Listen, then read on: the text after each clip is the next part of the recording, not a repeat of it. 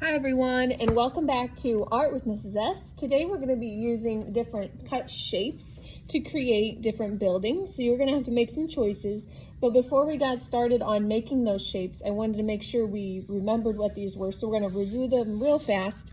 So this first one, this big purple one here, is a rectangle. So we have a purple rectangle. This one I have here that I see a lot of students make a lot of the times, but we don't know what name to give it. I call this one a semicircle. Then of course we have a full circle. Our next one's a three-sided shape called a triangle. And a four-sided shape with four equal sides, we have our square. This next one is similar to a circle, but it's a little more elongated. It's not even all the way around. It's an oval. And sometimes we get this mixed up. We have like an eggy shape, but this is an oval. And I'd like to introduce a new shape to you today, and hopefully you've worked on this with your classroom teacher as well. Our other one we have that we'll look at today is a trapezoid. So once you get all set up today, you'll need some different colored paper. You do not have to make every shape that I just showed you, but you'll want to have a nice variety of shapes cut out of different colors. And I like to have these all ready to go, so when I go to make some choices to do some exploring, I'm not cutting and then gluing and then cutting and gluing. I have everything cut and ready to go. So I have all these different shapes here, and I'm going to start moving these around kind of like a puzzle. So I have these rectangles, and I can start seeing things start to transform and take place here. So that could very easily be a house. I can add other shapes like littler or smaller rectangles to make doors.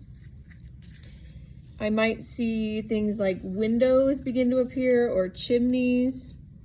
I might do some rooftops. I can put other smaller buildings alongside my bigger buildings. I can add those triangles to create rooftops. I can make a whole city. Maybe you're making a hospital or a school, a helicopter port or pad. You can make all those things with these simple shapes. I have those ones, and I'm just going to keep adding. You might have more things than what you need to work with, depending on how big of paper you have. I'm going to keep adding these on. Notice too, I haven't glued anything down yet because I want to be able to make those choices and be able to change my mind as I'm working, so that if I don't like something or if I get a better idea, I can change that as I go along. Make a taller building, kind of like this one here still. Not sure, because I'm leaving it until I'm all ready to start gluing.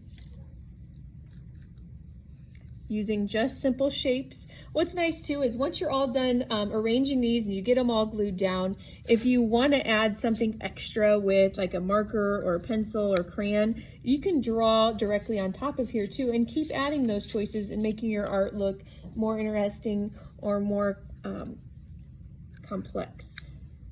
Adding in more windows, you can add in more doors.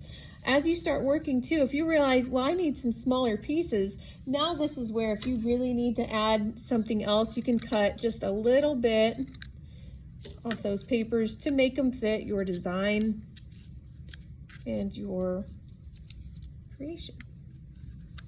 There you go. I think I'm about finished. So what I'll do is I'll start gluing these down, and then I'll make sure I share my example here on Padlet, and then you'll be all done for today.